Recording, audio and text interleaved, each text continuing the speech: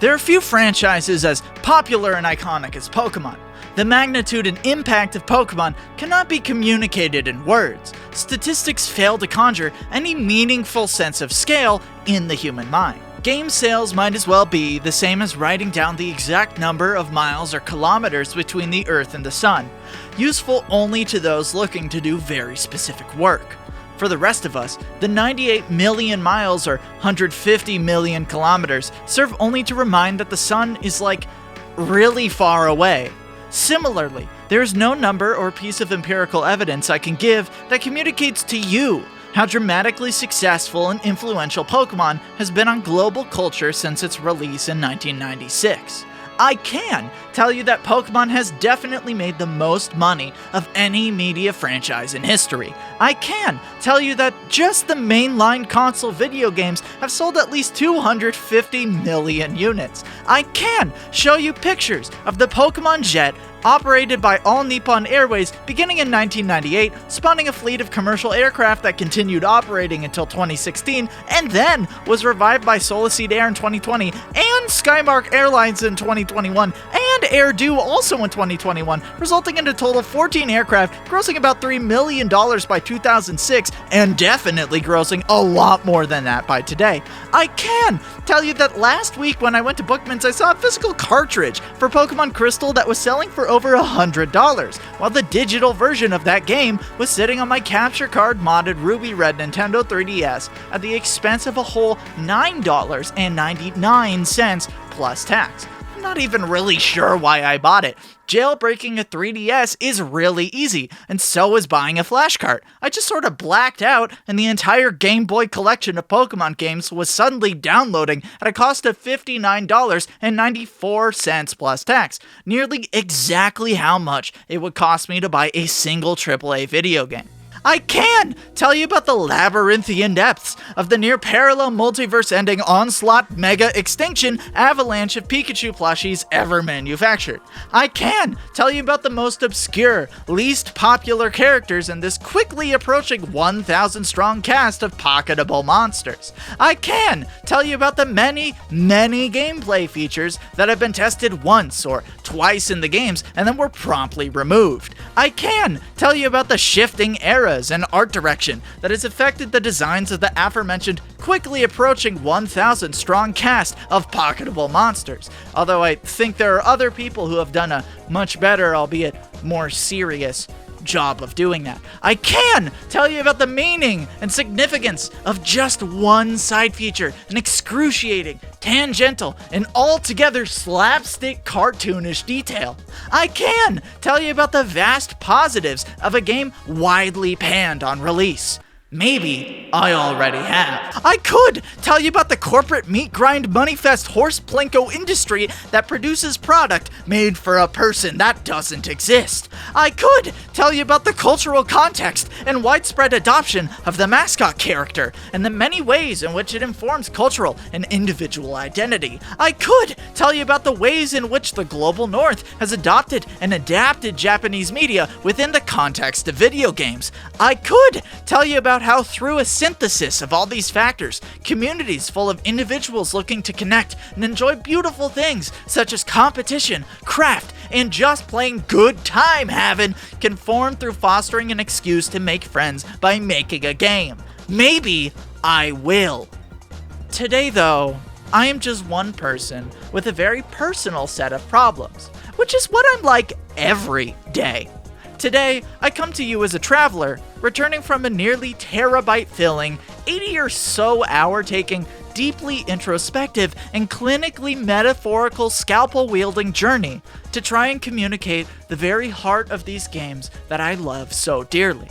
To stop writing stupid words in an attempt to amuse myself, an attempt that has been very successful so far, by the way.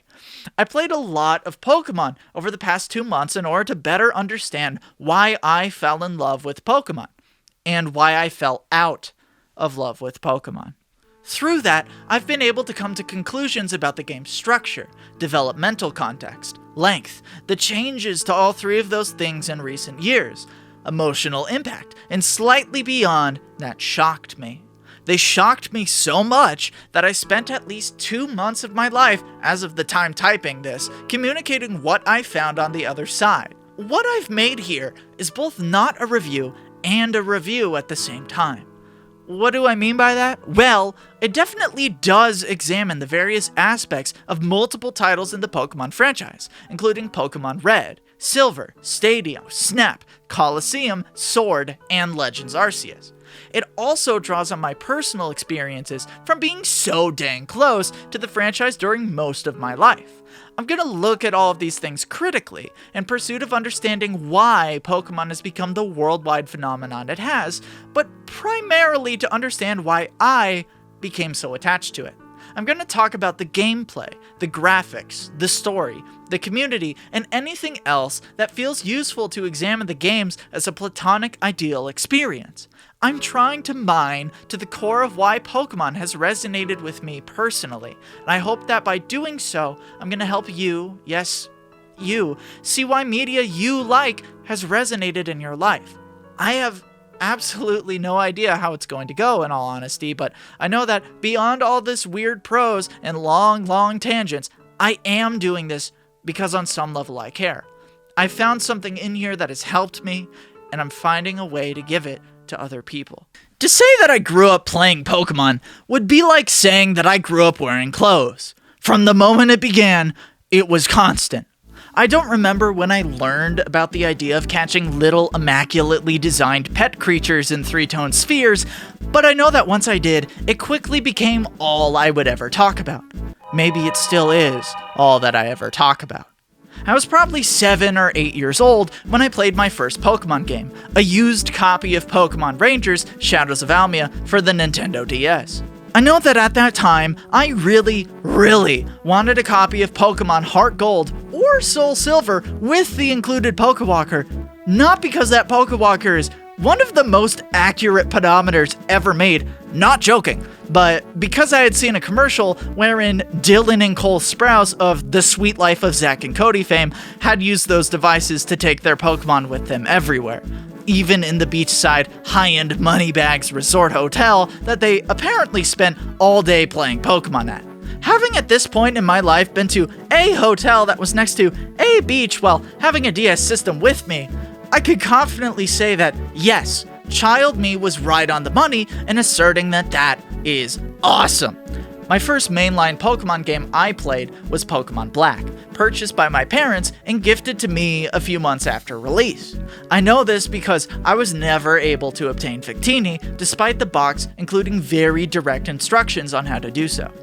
Regardless, that game solidified my lifelong attachment to the franchise. It was the first time my Pokemon brainworms had made my house brain into a home.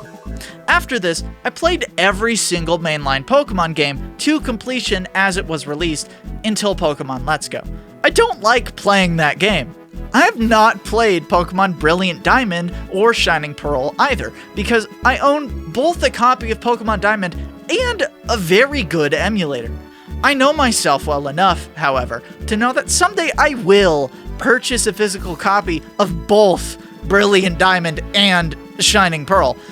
The brainworms became the neurological pathways a long time ago. I enjoyed playing every single Pokemon game that I purchased from the time that I first obtained Pokemon Black all the way to the completion of Pokemon Shield, with the previously mentioned exception. It's questionable whether Let's Go is truly mainline. Either way, I am deep into the end of the pool that all Pokemon heads swim in. Warning to anyone who is above the age of 26, but Pokemon is older than I am. From the moment I was born into this world, Pikachu and his friends have been subconsciously influencing me, like a backward message in a popular song. I could have learned a second language or gotten really good at an instrument, but instead of doing that with my silly putty level child brain plasticity, I instead can put a name to the silhouette of probably around 500 of the total Pokemon. Maybe more, I've never tested it. It would take forever. I'm not going to do that. Took me about an hour and 20 minutes. Also, I'm sick. But I did it, baby. Let's go. In summary, I have a lot of deep connections to the Pokemon franchise that span the majority of my life. Those deep connections have fostered a love for the characters and especially the games that have remained unshaken for years, until I played Pokemon Legends Arceus. Coming off the frankly absurd and exhausting exercise of being a newly minted, quote, Poketuber, unquote, during the run-up to the release of Pokemon Sword and Shield, I, for the first time in my life, did not want to talk about Pokemon anymore. Publicly, anyway. I knew that a big shift was coming in the future for Pokemon. As a company, it would have been monumentally irresponsible to just not address what had happened, even though, in retrospect, the whole Dexit fuss was a very small minority of people screaming very, very loudly through Twitter. And everyone knows nothing productive ever happens on Twitter. Despite that, I knew that something about the Pokemon games had to change before their next major release. Two things did. Firstly, the widely anticipated remake of Diamond and Pearl was outsourced to Ilka. I didn't care much about that though, because I wasn't planning on playing those games. I just didn't really care much about them. An omen. Second, Game Freak announced that their next game, Pokemon Legends Arceus, would be entirely free roam. It would be like the wild areas of Pokemon Sword and Shield, except those areas would be expanded upon until they became the whole game. The battle system, too, would receive major renovations that would drastically alter the strategy of each match. This game would have crafting and gliding.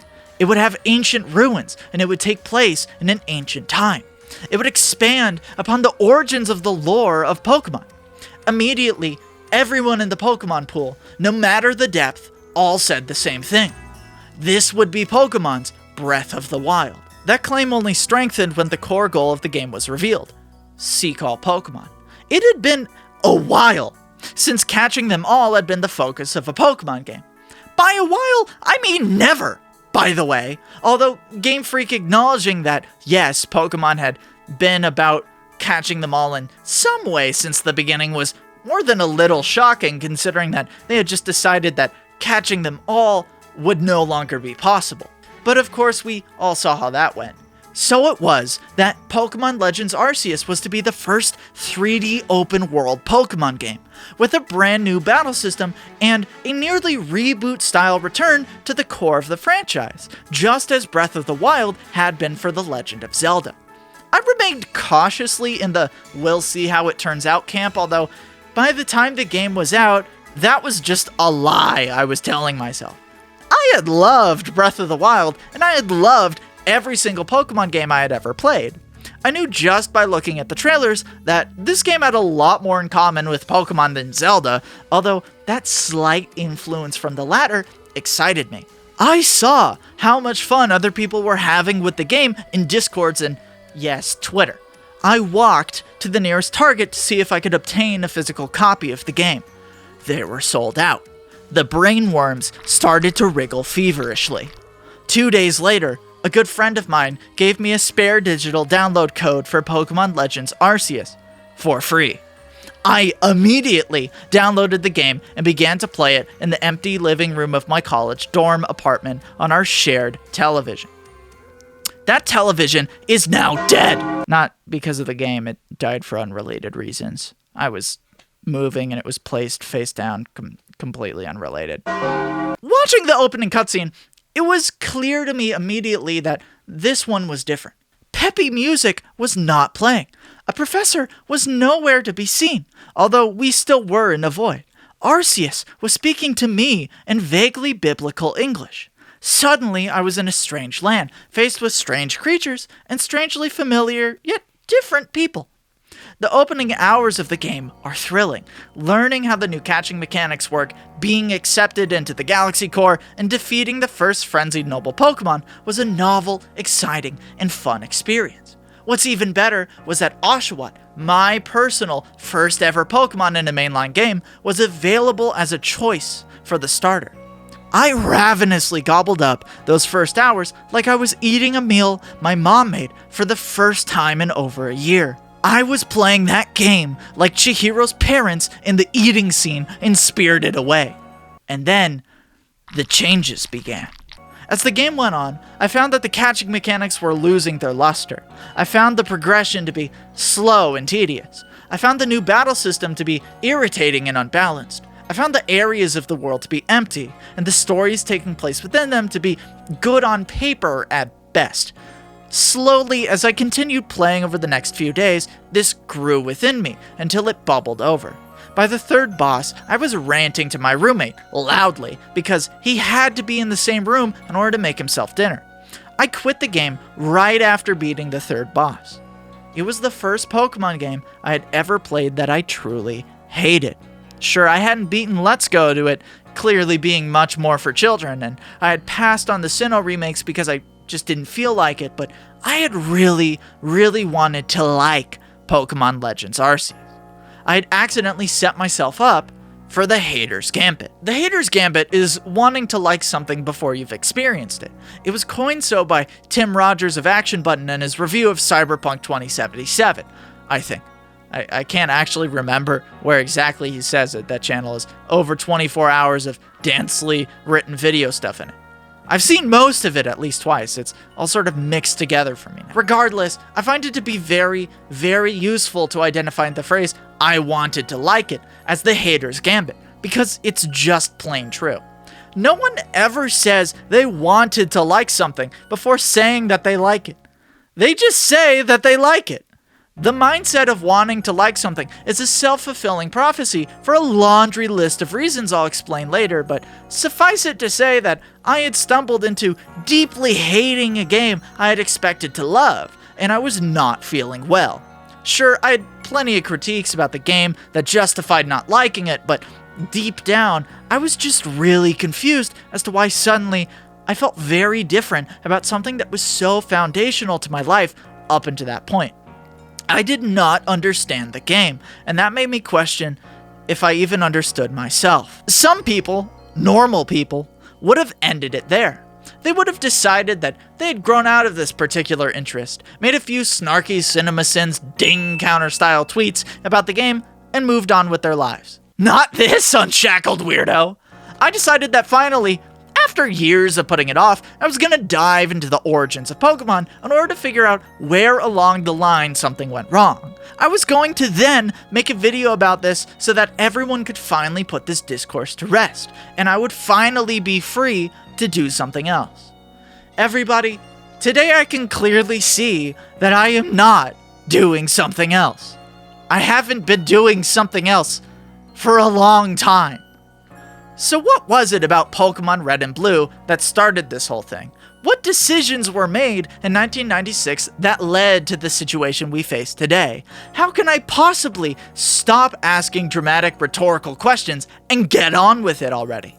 As someone who grew up with Pokemon Heart Gold and Soul Silver as the first games I was actively interested in, and Black and White being the first ones I was able to play, I had no idea how different the first two entries into the Pokemon franchise were from the games coming out now. I don't mean in terms of graphics either. What I mean is that the fundamental structure of a typical Pokemon game was fundamentally different during the Pokemon Red to Pokemon Crystal era.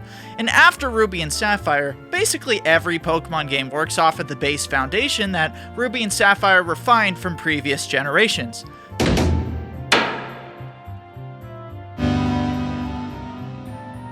An evil team based on a thematic insight or philosophical question is harnessing the powers of a legendary Pokemon in order to accomplish their goals.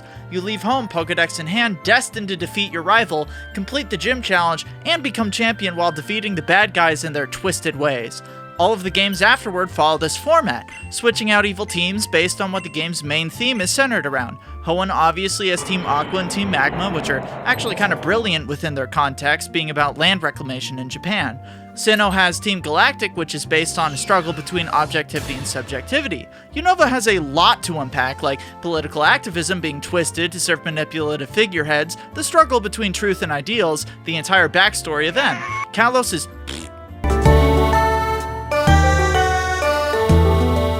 Nah, I'm just kidding. It tried to talk about life and death, the impermanence of things, beauty, and the inevitability of change to the best of its ability. Alola was a little more laid back for the most part, but the Aether Foundation and Lusamine managed to cover parental abuse, colonialism, I think, saviorism, and a whole slew of stuff that it did all right with, and then retconned in the least exciting Pokemon game release of all time, you cowards! But we got some trolley problem stuff with Necrozma in exchange that just feels like... Well, Blaze? to kill someone to save the world.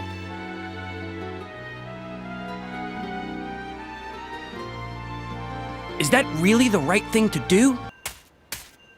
In Galar, we get stuff about the pressure to uplift your community, especially if its standard of living is lower, how individuals can be molded and then burned by institutions or families, a little about green energy and how single-minded rich people can both do immense good and immense bad, at least on paper.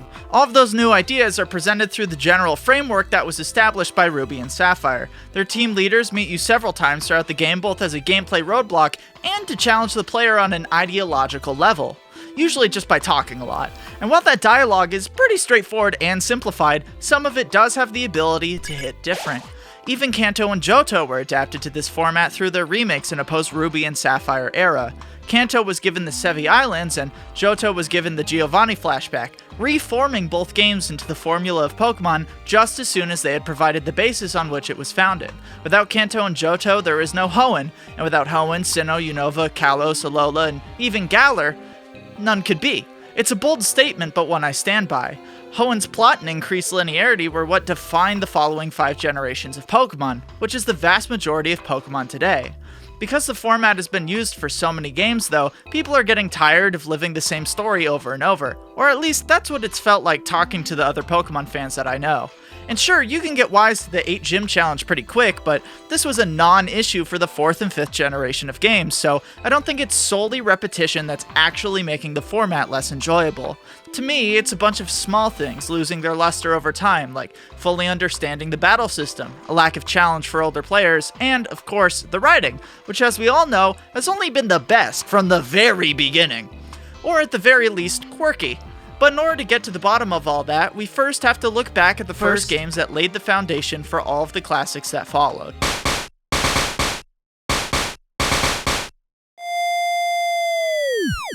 The first thing I need to acknowledge about Pokemon Red and Blue is just how impressive these games are. I played through Pokemon Red for this video and it took me over 20 hours to beat. Granted, it was my first time beating the Kanto region, but that is an insane amount of content squeezed into a scant 11 megabytes. My copy of Pokemon Sword is 12.4 gigabytes, which means you could fit 1,127 copies of Pokemon Red into the same amount of space. These old games are tiny, so the inclusion of over 150 unique characters or more with unique stats, move pools, and detailed sprite work isn't something that should be understated. The story definitely has changed over time though. In fact, I'd say that in terms of plot, Pokemon Red and Blue have a story in the same way that Super Mario Bros. Or the original Legend of Zelda have a story. A light framework to contextualize doing cool stuff in cool places, and nothing more, nothing less. This is something that definitely has changed over time, for better or worse, depending on your preferences. The characters in this game are almost entirely stereotypes or tropes that are instantly recognizable from first glance, which makes sense for a handheld title trying to convey as much information as possible with as little as it can get away with. This extends to the story structure as well, which is baked into the game design. Pokemon Red nearly perfectly follows the hero's journey, to a near comical degree. Your call to adventure is being booted out of your house and home at the age of 10. Your refusal is handled right here when you try to leave town without a Pokemon, which then becomes your supernatural aid, which allows you to cross the first threshold. This game does not include a belly of the whale moment, where the main character is completely consumed by this world and an annihilation of the former self, because that wouldn't be fun as plot. Your character is mute though, so what self is there to be annihilated? Well, that comes from the player not understanding the world and probably getting their butt thoroughly kicked by a gym or rival battle. It's not explicitly in the plot, but if Red really is supposed to be a self-insert character, then it makes sense for part of the storytelling, as scant as it is, to be experiential and not textual. I think you get the picture by now, but I'm just gonna rapid fire through the rest. The Road of Trials is the 8 gyms, the meeting with the goddess is catching and training new Pokemon, especially the legendary birds, which happens in a set of 3, which is typical for the mythology this structure is based on. Woman as the Temptress is Team Rocket asking you to join them, or the Pokemon themselves if you're that kind of person. Atonement with the Father/Abyss is the final battle with Giovanni.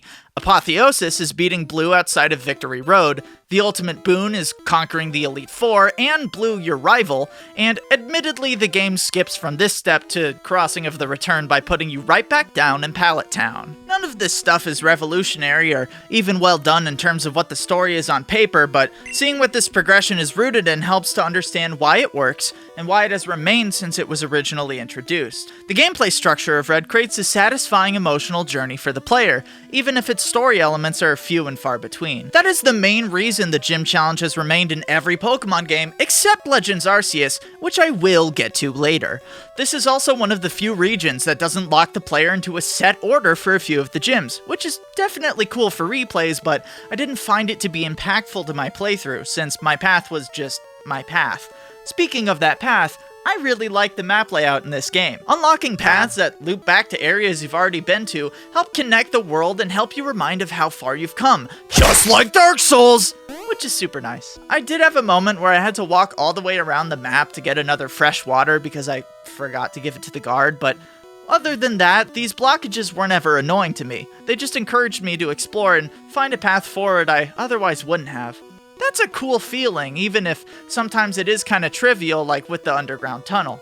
I wouldn't go as far as to say it's objectively better, because that's not really how art works, but it was a cool moment, and I would not mind if they gave another shot to this type of region again in the future. What's super important to these games as well is the soundtrack. Since this is the Game Boy and not the Game Boy Color, these games had to figure out how to differentiate their areas made of similar tile sets and some identical buildings without the use of color.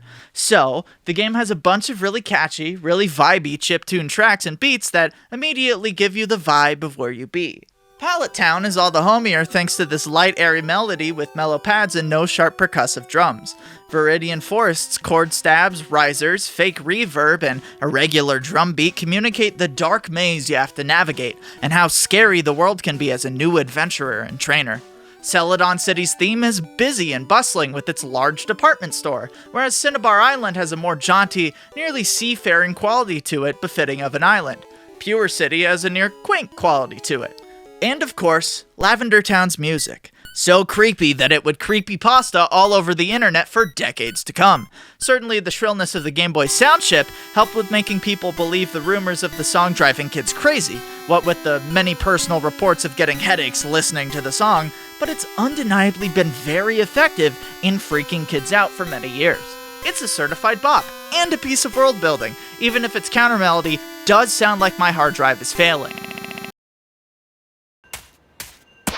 I had a moment when playing through Red where I didn't realize I had exited a cave until I saw some flowers on the ground, and it was because, due to my computer being old and weird, I had to play the game with the sound off for the most part. The soundtrack for this game is not only a bop, an element of world building, but a game mechanic as well. No space wasted, everything building into a cool experience. The game even just straight up tells you what color each of the towns are, since the devs were locked into black and white, which kind of rules. Always striving to be more than was possible for the times. That's not the secret sauce that made this format of games so enjoyable though. The main draw of Pokemon is, well, the Pokemon. If these games gave you a handful of party members to choose from with customization options that just boiled down to picking an armor piece with the highest stats, then Pokemon would have been a much worse version of any other turn-based combat game at the time. Being able to choose specific characters that speak to you and arrange them into a Navy SEAL crack team of mass destruction in a way that is completely unique to you is a deeply satisfying process to undertake over the 20-hour playtime of these games. It is the reason Pokemon games have replay value, even though there's only one story path to go through. Systems like individual values, making each Pokemon have different stats, TMs and level up moves being optional ways to further customize, and nicknames make each Pokemon strategically and emotionally different from each other and other individuals from the same species. The fact that interlocking battle systems worked for the most part on the first go is really impressive. The game design incentivizes building a diverse team of Pokemon that work together and separately, and rewards the player for investing in specific Pokemon by giving them stat boosting items and single-use TMs through the game. That is genuinely beautiful to me, full stop. There are flaws, obviously. These games are pretty obtuse. I can't imagine getting through them as a 10-year-old without a strategy guide. The battle system is broken balancing-wise, but as a single-player campaign, I had basically no issues with it.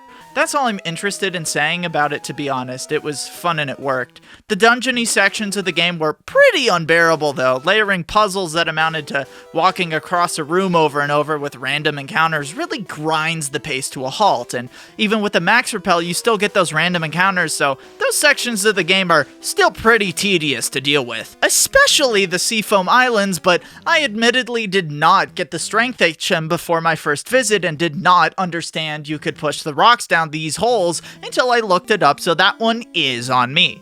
With areas like Silphco, though, having 11 floors and a ton of very samey battles lying around that you can't avoid while looking for a key someone dropped is hardly what I would consider to be a fun puzzle. That is the weak point of the game for me, as I just didn't find looking for that key item in a haystack of rocket grunts to be all that fun. The key items in this game are also pretty obnoxious, since a lot of them stop being useful within half an hour of finding them, but you can't toss them, and they take up bag space that only you can get back from depositing them in a PC, which then means if you do need them, you have to go back and withdraw them, making them take up space yet again. I did appreciate the limited space in certain ways, though, as it got me to use items more often, which is easy not to do when you have unlimited bag space. There was a moment, though, where I didn't realize I needed to get the gold teeth to progress, and I would have picked them up while getting surfed because they are literally right there, except that my bag was full. So I left them there and had to spend another 500 Poké Dollars and walk all the way back after going all the way to the Seafoam Islands, getting stuck, and looking up a guide. I did not enjoy doing that. I get some of this probably comes from a technical constraint, but it still had a negative effect on my experience. Overall, I think the flaws with the game have a pretty small impact on the enjoyability and quality of the world design, though, which is probably why it was so widely successful. It obviously didn't matter enough to stop their sequel games from becoming the fastest selling games of all time at the time.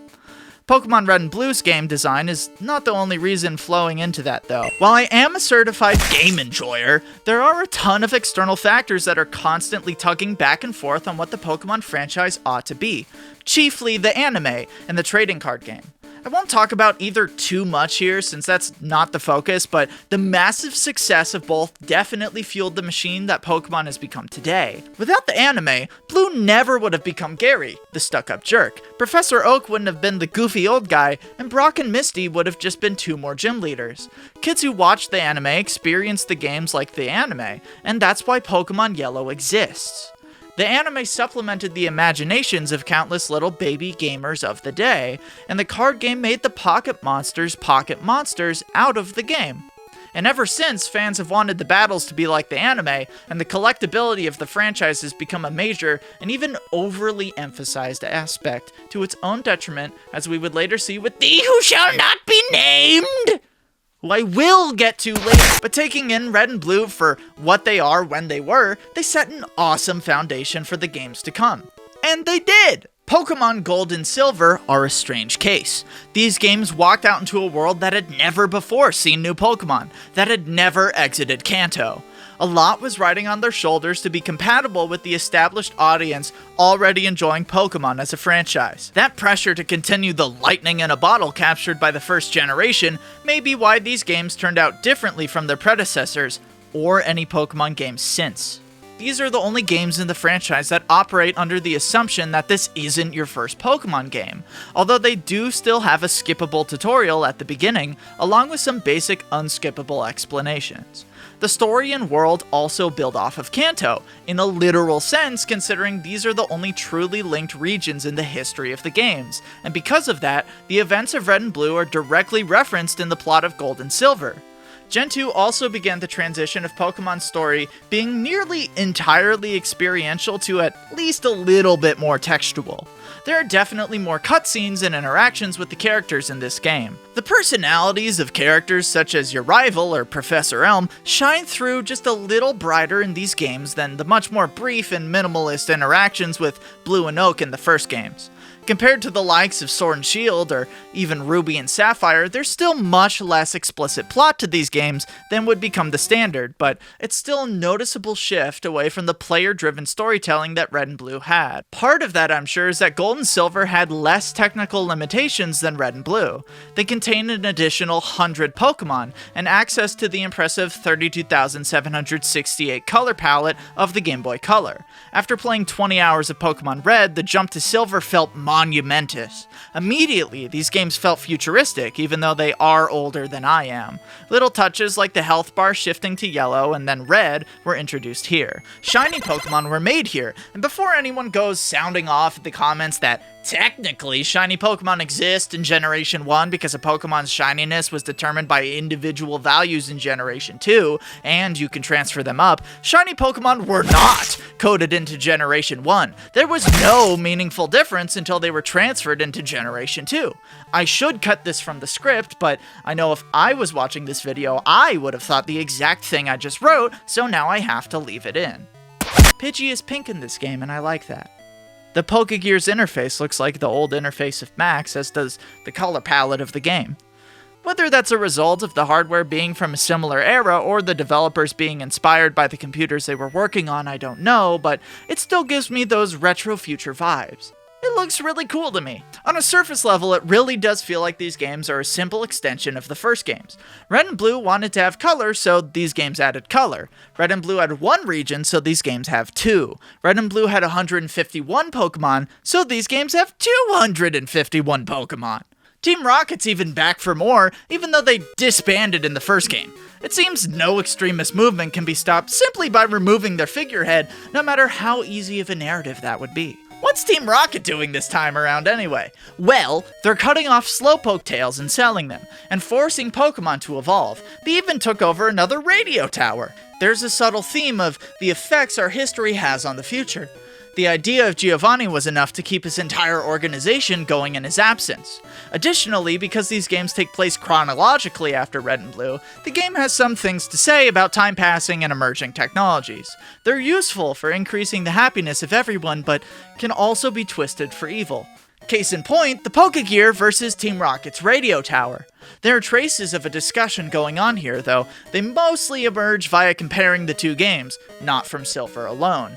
Then again, that was how they were assumed to be consumed. There are some gameplay divergences as well. Pokemon Silver does not provide enough trainers to be high enough level to beat the story by going through the routes, fighting each trainer once, and then moving to the next plot point. At first, I found this design choice frustrating, since that is how every single other Pokemon game works, so obviously I was expecting this game to be the same. But it isn't, because you can become friends with other trainers, then battle them in rematches, which greatly increases the amount of XP you can earn. But that comes at a cost, mainly the player's time. I did not beat Pokemon Silver for the purposes of this video because I was playing it nearly entirely blind, and it is not easy enough to beat in 20 hours if you're not very careful about team composition and if you're skipping over all the rematch battles available to you. Because I was playing casually, when I got to the 8th gym leader Claire, I was nearly 10 levels under her, and because I was just adding whoever to my team, I got absolutely curb stomped, which meant I had to do exactly one thing: grind. Grinding is a contentious topic when talking about game design. Actually, I don't think contentious is the right word, it's just widely hated.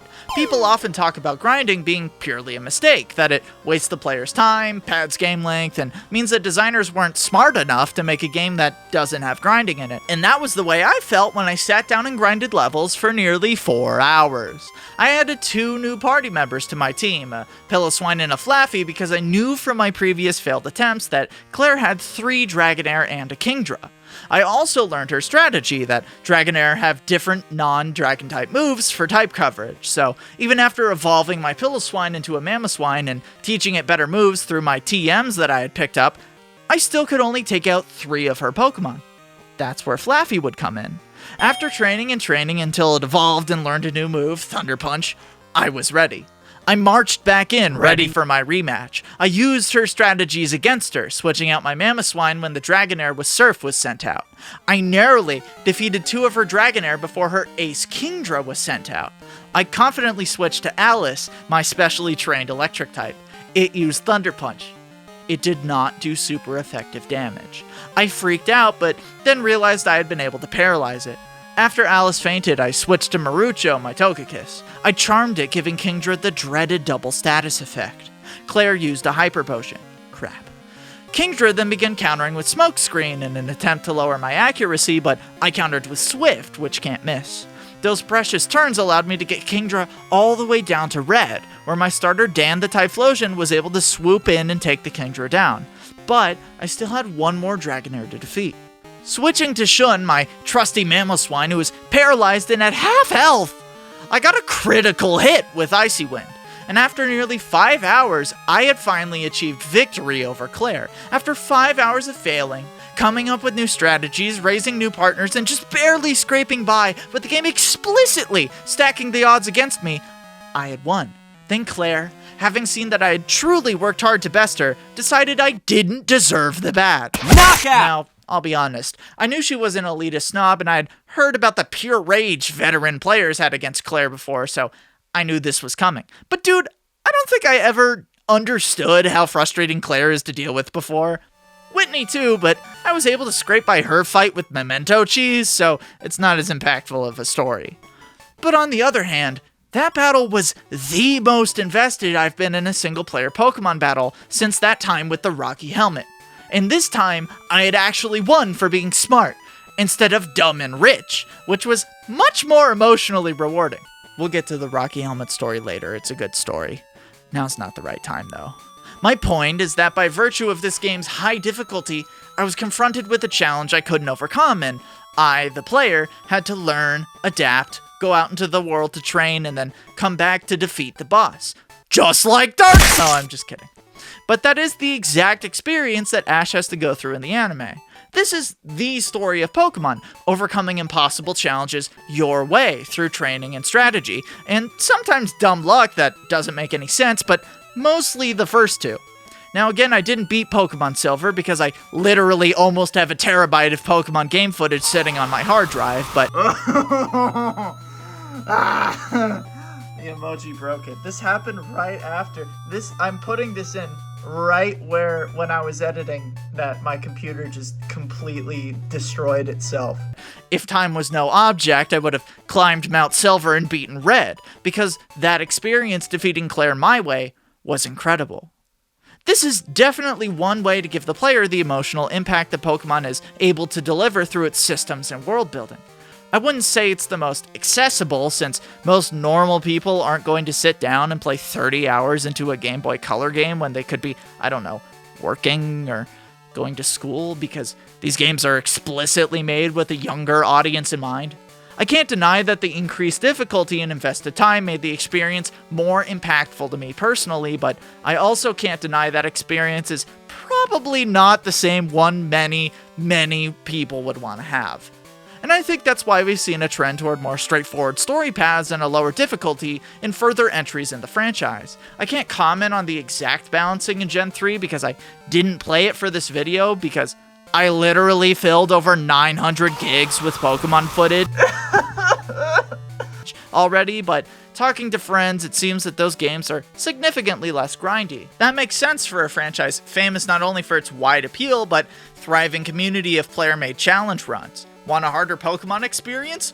What's a harder experience than the irreversible consequences of death? I bring this up not to say that one style of design, grinding versus EXP share, less plot versus more plot, is better than the other, simply that they're different experiences entirely, both working to achieve the same goals. On a base level though, every Pokemon game still shares the core of raising your very own team of Pokemon, learning their strengths and weaknesses, and working together to overcome impossible challenges. And whether that structure is mostly gameplay driven as it is in Pokemon Red, or leans more on the plot of the games like how Pokemon Sun and Moon do, they both still rely on that structure, and that structure relies on training and battling with your team of Pokemon. The framework for that has changed in complexity, set dressing, and scale, but the fundamentals between every mainline game except the "You shall not be named," who I will get to later, remain the same, because they're what make a Pokemon-style game. The games aren't just a franchise, they belong to a subgenre of JRPGs that they helped establish. And of course, as any work of art that establishes a genre in the mainstream, a lot of money suddenly came Game Freak's way. Speaking frankly, video games have become exponentially more difficult and time-consuming to create over the past 20 years, or at the very least, AAA games have become exponentially more difficult and time-consuming. The market for AAA games has shifted in taste to larger, longer, and lavishly polished products, and in joint lockstep with that shift came a wave of culture fueled by social networks that has, through its medium being only visual and audio, overly emphasized the visual and audio aspects of games when discussing them online. This sort of attitude can best be summarized by the sentence, "Crunch makes better games," which is one that some real people likely believe, though due to my own success and being around people I like, I have never met anyone who genuinely believed that crunch makes better games. And, of course, on top of those reasons, the number of people that are required to create AAA titles has increased, making the prospect of creating a video game that is on the cutting edge of the medium a much more daunting and financially risky decision than it once was. Case in point, the wave of dead middle-sized studios left in the wake of the Titanic-sized ship that was the PS3 and Xbox 360. The mid-level studio, not large enough to be a household name, but not small enough to be considered independent or indie, has become an elusive and precious creature in recent years, with many closing or being bought out to work as cogs in the AAA machine following the shift of home consoles to the high-definition standard. Studios such as Acclaim Entertainment, creators of Crazy Taxi and Turok, which closed in 2004 due to bankruptcy, Bizarre Creations, developers of Fur Fighters and the Project Gotham Racing series, which dissolved in 2011, Ensemble Studios, developers of Age of Empire and Halo Wars, who were bought by Microsoft in 2001 and closed in 2009. Pandemic Studios, developers of Destroy All Humans and the original Star Wars Battlefront series, who were bought in 2005 by Elevation, sold to EA in 2007, and were closed in 2009. Free Radical Design, developers of the Time Splitter series and developers of Crysis 2 and 3, who were bought in 2009 by Crytek to work on Crysis 2 and 3, only to be closed in 2014, although curiously refounded independently in 2021. Zipper Interactive, developers of the SOCOM US Navy SEAL series, as well as Unit 13, who were acquired by Sony in 2006 and closed in 2012. THQ, a publisher who has a long and storied history of acquisitions too lengthy and tangential to get into, even for me, but who eventually went bankrupt in 2013, their which after their name lives on in THQ Nordic. These are but a few of the studios that were lost in the transition to HD, as increasing expectation for graphical fidelity demanded larger headcounts and therefore a lot more money. Like, a lot more money. This is important to recognize because Game Freak is a mid-grade studio to this very day. And while they are actively aiming to change that, it still takes time to find hundreds of more developers, not to mention all the other roles associated with that sort of logistical expansion, and then to get all those people up to speed on the inner workings and codes of your studio. You want to know how many HD 3D video games Game Freak had produced before Sword and Shield? 3. And one of those is Pokemon Quest, so take that for what you will. Frankly, it is a miracle that Game Freak is still an operating studio, and that very miracle is Pokemon. You don't need to look far to see the creative, interesting, smaller titles Game Freak has produced be utterly overshadowed by the studio's Pokemon pedigree. The most that any given publication has to say about these games is that they were developed by the same studio that made Pokemon. Not because the games are unremarkable, far from it, but because these games are not flashy. They are not AAA. That claim is deceptively logical. Of course games take more people to make, they've gotten so much better. Maybe the thinking of a prospective viewer. And indeed, the computers we use to play games have grown more powerful, and along with that the code more complex, and the textures higher resolution. The cost of that increase in fidelity, though, is nearly incomprehensible until we take a side-by-side comparison of AAA games from, say, the SNES era, a console largely considered to be the peak of mainstream gaming in its time, and compare it to a slightly dated but still modern equivalent, the PS4. For the purposes of this, let's take the top 10 best-selling games on each console and compare their team sizes. Moving from number 10 up, we have Ghost of Tsushima with 1,796 people credited, Star Wars Battlefront with 2,198 people credited, The Last of Us Remastered, which did not have credits available on Moby Games, but taking the original as substitute, 1,338 people credited. Horizon Zero Dawn with 2,140 people credited. The Last of Us Part 2 with 2,335 people credited. The Witcher 3 Wild Hunt with 1,302 people credited. Marvel's Spider-Man with 2,252 people credited. Uncharted 4 A Thief's End with 1,689 people credited.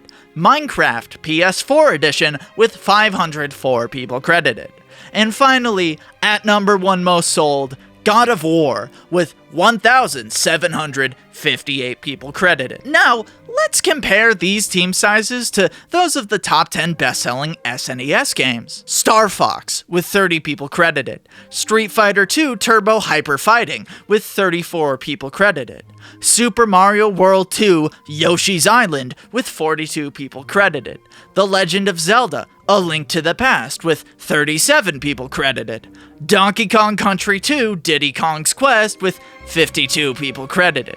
Street Fighter II The World Warrior, with 41 people credited. Super Mario Kart, with 14 people credited. Donkey Kong Country, with 52 people credited. Super Mario All-Stars, with 29 people credited. And at number 1, Super Mario World, with 23 people credited. I tell you this in exhaustive detail to then tell you that in 1991, most games for the SNES cost $50 whereas today most PS4 games would have cost you about $60 maybe 25 to 45 if you were patient. And additionally, from the year 1991 when the SNES released to 2013 when the PS4 released, the US dollar has inflated by a little over 71%. And if you're watching this video around when it's released, I think you know firsthand how that could be a problem. That information, combined with the information about team size I just gave you, should perhaps start to give us a rough estimation of the kind of pressure game developers and studios are under these days. Smaller projects with serviceable graphics are not as viable as they once were, at least in terms of being AAA material. Like, if you don't believe me, Little Town Hero. I don't say that to minimize the effort put into SNES titles either. Those are difficult systems to develop for, and some of the titles that released on them are technical marvels of utilizing hardware, but those technical marvels were achievable by less than 50 people, or in some cases, just 23. Now you need a team of at least 1,000 people, sometimes double, to be considered a AAA title. Not to mention, the working conditions of these people are just abysmal. It's like the Wizard of Oz of video games. I don't have time to get into it here, but there's a link in the description to a great video about crunch culture by Noodle. That video had a lot of influence on this one. It's very good. Pet the goose. Video games are walking a path that is not new. For example, the feature-length animated film. 1937's Snow White, a movie that, in an ironic twist, is available on the Game Boy Advance, has about 207 people listed on its IMDb page. The 2016 film Moana, on the other hand, has 823, which, honestly speaking, is less than you would expect until you remember that Moana is a less than 2-hour experience that has exactly one viewing angle, and God of War is a 20-hour experience with an infinite number of viewing angles. By the way, I'm not saying that Moana and God of War are alike in nearly any way other than that they both required a lot of artists working very hard to create their computer-generated images. They're not. They're pretty tonally and stylistically different. I haven't played God of War. It's not just the ballooning in scope and budget that games and movies share, though. Because both of these mediums have, for a long time, relied on the increase in visual fidelity as a major selling point, both industries have increasingly had to consolidate studios in order to reach the next level of manpower necessary to execute on the next pushing of the envelope. Similarly, because these products are so expensive, studios spend a lot of time figuring out what product appeals to the most people possible, because that is the only way to make enough money back. That's why sequels and cinematic universes are so popular in this era of film, since the product market fit has already been proven by the popularity of previous entries. Games do this too, not only by making so many Super Mario games that it took a viral video essay to start to get an idea of how many there really are, but also through things like games based on movies and TV. Games in recent years have sort of arranged themselves to be a younger sibling with a deeply wired inferiority complex to their older sibling, film. Some of the highest compliments that a AAA game's graphics can receive is that this game looks like a movie, or this game looks like a Disney movie. In fact, this sort of obsessive fixation on visual fidelity has become so deep that it has merged into visual effects, with game engines like Unreal Engine 5 now being used on sets for shows like The Mandalorian to generate real-time motion tracking computer-generated backgrounds, with perfect lighting and reflections in camera. This, frankly, is an unprecedented technical achievement. But then the question arises, if video games can already be movies, then why are we still adding pores to Keanu Reeves' face? I'm serious. If the medium has already broken the barrier to realism, near indistinguishable from reality within reason, then what is left for video games? I'm willing to bet any amount of money that it's probably the game part. So when I say that I'm a little bit tired about having conversations about Pokemon games graphics, know that I say that from a place of resoluteness. Pokemon Sword and Shield had 662 developers. It is not a AAA title, no matter what anyone tells you. Which, by the way, I know I've used the number of developers as a metric of the general cost or scope of a project, but more developers does not mean the game is going to be better, or that you are going to like the game better. Celeste only had 53 developers, and that game owns, and it is definitely not a AAA game. Pokemon isn't a AAA title either, it just made a lot of money anyway, because people like Pokemon. I like Pokemon! Yes, the graphics could be better than they ended up being, but that's true for literally every video game. How the game looks is important, I'm not saying it isn't. But that has never been the top priority for Pokemon because it shouldn't be the top priority. Graphical fidelity isn't essential to the core of the experience.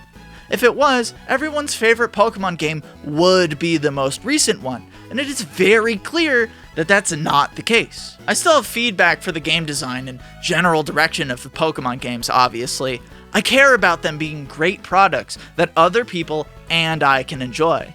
I care about preserving and expanding on what made it special to me as a kid, and I care about looking deeply into the older titles to see what they did differently that gave me that special experience. But my perspective as an adult fan is ultimately not the one Game Freak is prioritizing here, and I think that's reasonable. Healthy, even. A lot of the feedback that Game Freak receives from adult fans, especially Western ones in my experience, is through venues such as Twitter and Reddit, which, through their design as platforms, whittle away nuance and thoughtfulness until only the most emotionally charged reactions remain, ready to be shared by thousands of people with little to no critical thinking about the truth or usefulness of the message they're spreading. In fact, I find many of the talking points I used to hear about the ways Pokemon games need to change to be outdated and short-sighted today. Through my research, I found that ease of difficulty, linearity, and keeping the same battle system are all core pillars of the game design. Not to say that changing or iterating on them is impossible, I'm very often a fan of experimentation, but arbitrarily choosing these three things and demanding that Game Freak make a non-linear, high-difficulty, real-time action game is just asking them to make Dark Souls, which they kinda did, and I didn't have fun playing it. I don't like playing that game. I'm joking about the Dark Souls part, obviously, but Legends Arceus is a great example that I will get to later. For the time being, though, I want to talk under this assumption. Game Freak's goal with a new Pokemon game is to create a clearly structured, easy enough experience so that children, ranging from 7 to 12, can have a satisfying experience with little resistance. They have other goals with each game, like representing the region the new game is based on, creating new marketable characters, changing up the battle system in a non-fundamental way to keep compatibility while keeping the games fresh. But their main goal is to create a product that a kid can take from start to finish and enjoy. A possible response to this is that keeping the game simple underestimates and patronizes kids. I think that is true to an extent, but let me respond by saying that when I was 10 years old, I was stuck on Elite Four member Marshall in Pokemon Black because his very last Pokemon one-shot my whole team. Not only that, but he outsped every Pokemon on my team, so there was no way for me to win, even with the over 100 revives I had brought to prepare. There was no way I could damage his Pokemon. Except that I had equipped my starter with a Rocky Helmet, an item that does damage to the opponent if they hit you. So I sat there for 40 minutes, constantly throwing my starter and another Pokemon into the meat grinder via revive spam, dealing Rocky Helmet damage every other turn until I won. Difficulty is highly subjective, and I'm of the opinion that children can be smart, but also very not. Believe it or not, I actually like the EXP share as a solution to this, as turning it off is something only experienced players would do, and it reintroduces the added layer of managing XP through the campaign. Pokemon Black and White 2 did introduce multiple difficulties as a weirdly unlocked option, but that extra time put into reworking every trainer twice and then playtesting those balance changes would just be adding onto the already massive scope creep problem these games have, so I understand the move to just have a simpler solution. Just making the games more difficult doesn't make any sense either, because if you don't know what you're doing, which is a state most children exist perpetually in, playing a punishing game isn't very fun on the first go, and that first go is massively important to creating new fans. Pokemon didn't really have a mainline-style game on home consoles until the GameCube, because at its heart, Game Freak sees Pokemon as a handheld series. Which makes sense since that is the core premise of the franchise: pocket monsters. It's easier to convince parents to buy their kids a cheap handheld with its own screen than an expensive console that uses the TV. Of course, there have been a wide collection of games bearing the Pokemon name on home consoles though, which can serve to inform what a mainline-style game could look like going forward. The first game to include a majority of the Pokemon on console was of course Pokemon Stadium, which was able to make sales based on seeing Pokemon battle in 3D alone. It's a very basic battle sim, with each rental Pokemon being locked into a predetermined moveset, and each challenge being arranged as a simple series of battles in their titular Pokemon Stadium. I actually really enjoy these models for the Pokemon though. They retain some of that ugly, cute quirkiness that was present in the original sprite work. It's notable that the big draw for these games was being able to battle with your specific Pokemon from the Game Boy games, which is actually very cool, although that wasn't an aspect of it I got to experience since it was not in my budget to purchase an N64 for this video. Pokemon Stadium 2 is much of the same, but it includes all of the second generation Pokemon, which is an impressive feat.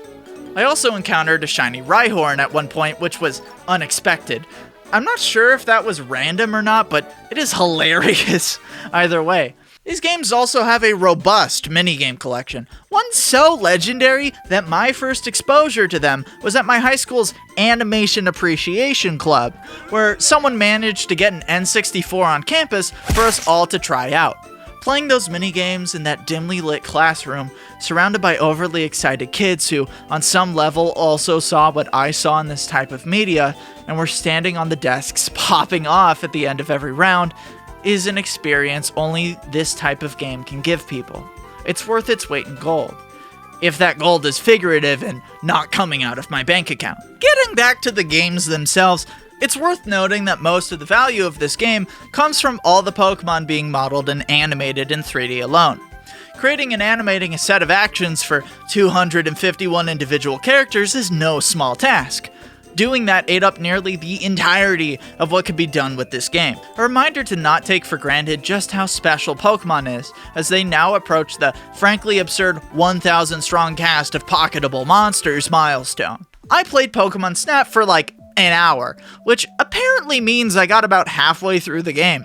It has much of the same appeal as the Stadium games, except it was all about seeing Pokemon in their natural habitat. It's a cute little game with a fun gimmick that gives you an excuse to interact with Pokemon in a new way, and have fun trying to take cool pictures, which is an appeal that crops up in things like Animal Crossing New Horizons photo mode today.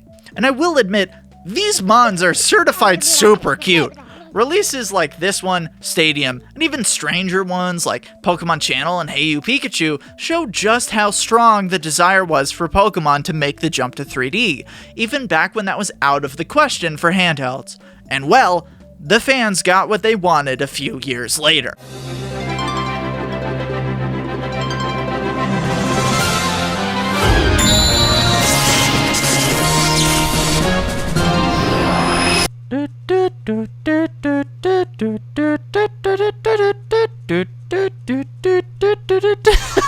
The spin-off game I was most excited to play was Pokemon Coliseum. Not only does it have a region based on Arizona, where I am from, but it also has mid-2000s edgy character designs, which delights my repressed anime emo self immensely. Literally every time you battle, there is a steady wind blowing your character's leather trenchcoat like a cape. That is peak style. He's a former member of the evil team turned good too, which just adds to that feel. And I mean, just look at this game. It is unlike any of the mainline games visually. It's got an edge all to its own. The first location you go to is this little rundown gas station in the middle of the desert.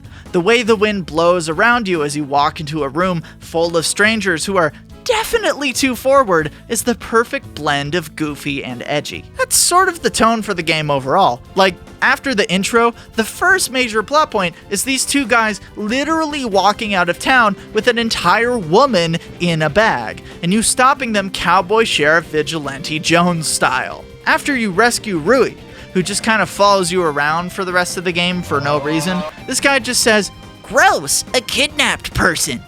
It's that kind of tonal whiplash that makes this game so fun to play through, even if its story is just a bunch of things happening in succession. I could get all mad here at wasted potential or whatever, but obviously this is what they can make with the circumstances, and it's pretty neat. Everything is well animated except for the people, which to me shows exactly where their priorities were, and I don't blame them. The faint animations for the Pokemon are all ridiculously dramatic, which just plays up that edgy, goofy tone even more.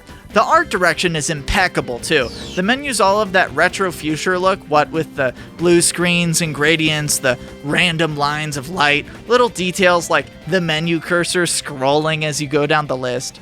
It's got character, imperfections, and cool trainer. There are tons of cool areas too, like Pyrite Town, which has been completely taken over by one of the evil teams. It doesn't even have a Pokemon Center. You have to pay money to stay at a hotel. That's part of how you can tell this area is more run down than the others. Their Coliseum is similarly run down, as is its jail, which you can break into to get a TM, letting the prisoner free for your own benefit, which is hilarious and something I don't think any other Pokemon game would let you do. The music in this area is literally that snapping thing fictional gangs do, with a thumping bass line and saxophone somberly wailing away over some Rhodes and piano. It is perfect for the sun-baked, beat-down vibes of a town literally named after Fool's Gold.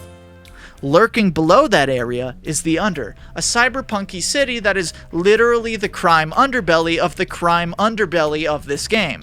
The area swaps the blazing sun for complete darkness, supplemented only by neon lights and the TV screens through which the people of the Under see their idol and leader, Venus. Its multi-storied buildings, UFO transportation system, and dialogue are probably the most punk things I have ever seen in a Pokemon game. If you go behind the counter in this shop, the guy will literally ask you not to rob him. The music too has a great tone shift to it, swapping to a distorted electric guitar, synth plucks, wild arpeggios, and of course, the incredible brass sample that sounds right off of an old cassette. It keeps the roads and base too, all connecting it to Pyrite while still creating a vibe entirely its own. The way the track gets quieter and quieter before plays with tension in a way that I really like. The other areas of the game have their own beauty as well, what with Phoenix City's beige desert beauty and flowing water. I love how the music will go from calm to like it's running full sprint and then slowing down again. It feels like playing as a kid running around from place to place. Agate Village is lush and its shrine gives such calm and cool vibes. It feels like how walking into a field of grass does, feeling the temperature around you soak into the earth, cooling the air. I really like this game's vibes, man. Even if its evil labs are literally just hallways with trainers with vague crime stuff lying around. Gameplay-wise, Colosseum shakes things up in an interesting way as well. There isn't much outside of the battling, but the battling itself is drastically different here. You start out with an Umbreon and an Espeon at level 25, and everything in the game is just double battles. Just that one change alone made my approach for team building and battle strategy super different. The game also locks you into keeping your Pokemon out when your opponent's Pokemon faint, and you have to send in a Pokemon when yours faint that turn, as do they. They're all little changes, but suddenly you're thinking about moves like Protect, Surf, and Earthquake all very differently, as multi-hit moves could affect your opponent as well as you. I wouldn't necessarily want every Pokemon game to be like this, but these changes help to keep this entry fresh, even when it has way less stuff in it than the mainline titles. One thing it does have that those don't are the Shadow Pokemon. These guys are the other main thing keeping the game mechanically fresh. Because you can only get Pokemon by rescuing them from other trainers, each battle with the Shadow Pokemon quickly becomes a cascade of decisions. Do I want this guy on my team? Should I just take it out for the XP? Can I get away with a move that hits both without KOing both of them? Should I risk throwing a Pokeball this turn and hope that by catching it I can win the battle? These are all the questions and more that come from their inclusion, and it's a cool layer to add to the game. The way they get purified is pretty cool too, since you have to battle and spend time with each one in order to unlock their full potential.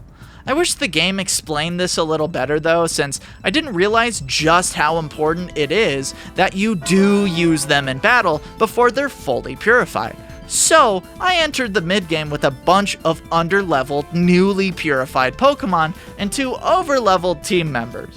This was fine for the most part, but it did lead to some annoying sections where the nearest healing station was 4 or 5 loading zones away, and I had to heal after every single battle. That was especially a problem in the last area of the game, where literally every room is separated by a 3-second cutscene of your character riding on a weird platform thing.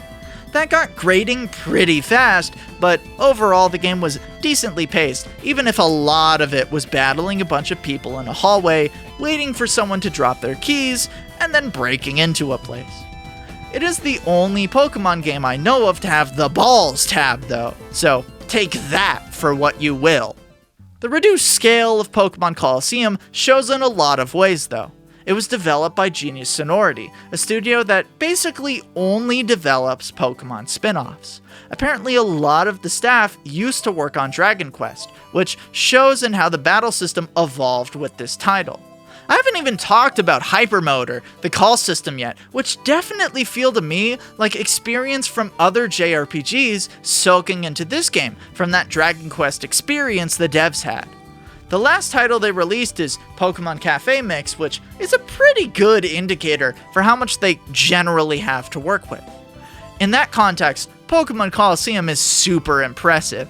It still has enough different Pokemon to make the more limited pool not feel restrictive in any way, and the areas in the game that do exist, as hallway-y as they are still very aesthetically pleasing to me. The writing is kinda garbo, not gonna lie, but the game design still works to give you those feels that come from investing in your team and conquering challenges. It's a Pokemon adventure stripped down to the bare essentials, and it works super well. It proves that you don't need branching paths, open world elements, or 1,000 collectible brand images to make a novel and fun Pokemon game. It's linear as a ruler, its writing is on some Gen 1 stuff, and it does not have the national dex. I mentioned those traits not because they're some obligatory negative, but instead because Pokemon Colosseum contains many traits commonly considered negative in the Pokemon games, but despite that, and in part because of that, the game felt novel and fresh to me, while retaining the feel of Pokemon. There's a ton to learn from Pokemon Colosseum as an engaging Pokemon game that keeps nearly all of the tropes of the games that are normally hated in the modern titles. It's also worth noting that Pokemon games are long. Like, really long. Most Pokemon games are going to take the average player around 20 hours to beat, and that's just to defeat the champion. Anyone who wants to explore other areas, complete side challenges, or do any of the other things on offer, depending on the game, is going to have possibly dozens of additional hours to sink into just one entry. And even if we count the 2 or sometimes 3 versions of each game as one, that's still 14 different games?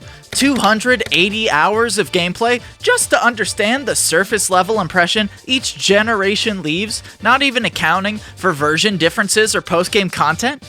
If you count Legends Arceus, that number goes up to 300, which is just about as much time as it would take to watch all of One Piece. It cannot be understated just how big each Pokemon game is, as well as the franchise as a whole. I get that a fair amount of games now can take up to twice or even thrice as long to beat, but 20 hours of stuff to do is not small because other things exist that are bigger.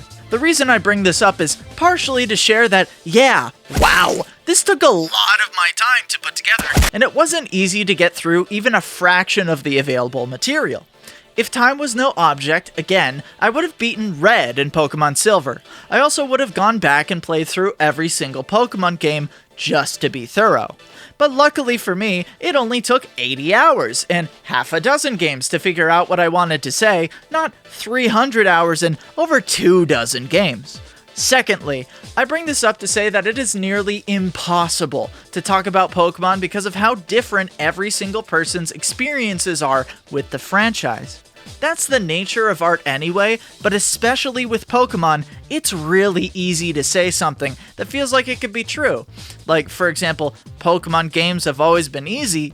For that statement to go unquestioned, because most of the people discussing Pokemon online are old enough that they can find easy ways to circumvent the challenge of their systems. This happens a lot more because of the internet as well. When all discussion's visibility and reach is determined by a binary option that asks if a statement is simply good or bad, we lose nuance because that system can only be dominated by statements that immediately generate a strong positive or negative response, even if those statements aren't true or, useful. So when you take a series as massive and near incomprehensible as Pokemon and shove it through a filter designed only to surface heavy positive or negative reactions, you end up getting a lot of discussion that turns into fighting that goes absolutely nowhere. Especially when that franchise is so pivotal to those people's childhoods and has had long-standing public figures associated with it.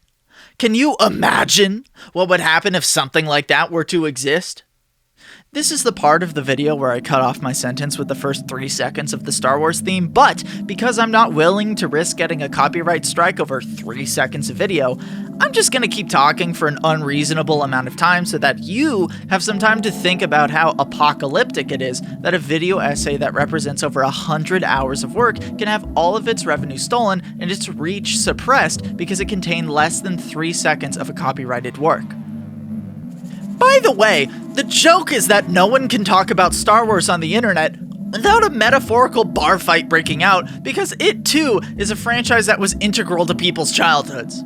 That would have been the joke.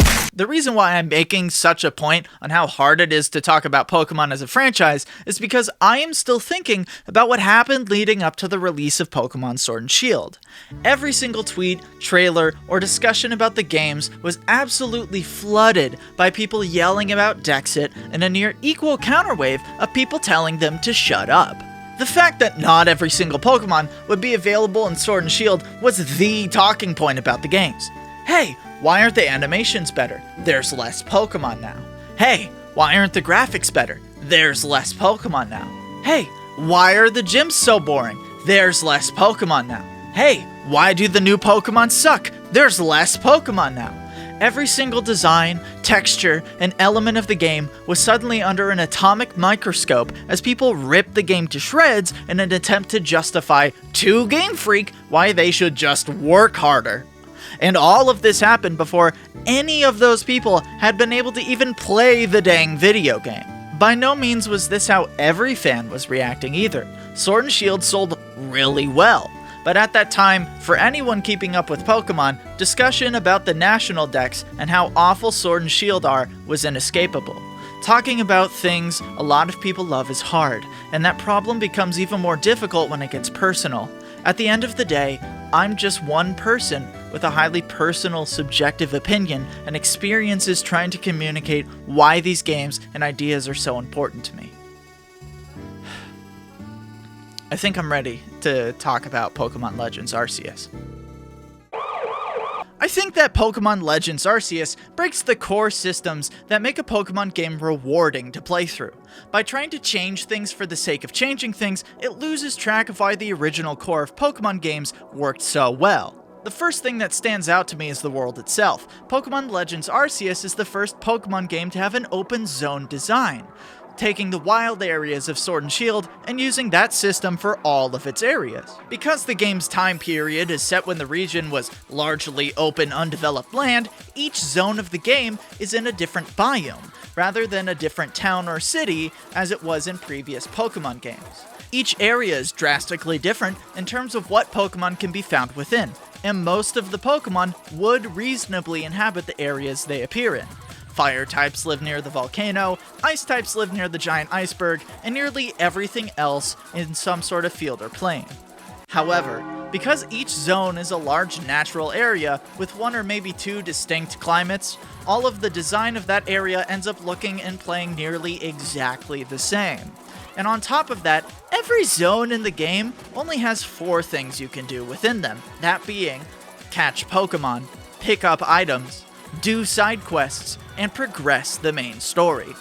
All of these tasks feel the exact same to complete in each zone of the game, regardless of the setting. This wouldn't be a problem if the game wasn't also designed to make you spend a lot of time in these zones. Pokemon Legends Arceus is structured thus. You rank up, unlock a new zone, complete the story chapter, and then must catch enough Pokemon and complete enough side quests to rank up again and progress further. Ranking up is tied directly to the player's XP, which is only increased by side quests and of course catching Pokemon, since the XP bar is supposed to be directly tied to your skill as a researcher within the game world. In previous Pokemon games, the way to progress was to defeat all of the required trainers in an area, unlock a new way to interact with the world, and then use that to get to the next area. In Pokemon Legends Arceus, the way to progress is to spend enough time at work that you get a promotion, and then be reassigned to a new area. The game requires a certain amount of XP before you can play any more of the main story, so if you're rushing through, the game will not let you progress until you catch enough Pokemon or complete enough side quests to rank up. And of course, nearly every side quest in the game is just finding an NPC, giving an NPC an item, or showing an NPC a Pokemon, which means that the side quests are nearly identical to normal play in terms of what you're actually doing. This loop wore thin for me very, very quickly. Like I said earlier, I believe that a core aspect to what makes Pokemon games fun to engage with is raising a team of Pokemon that stay with you throughout the game, and raising them to become the best that they can be, both as individuals and as a team.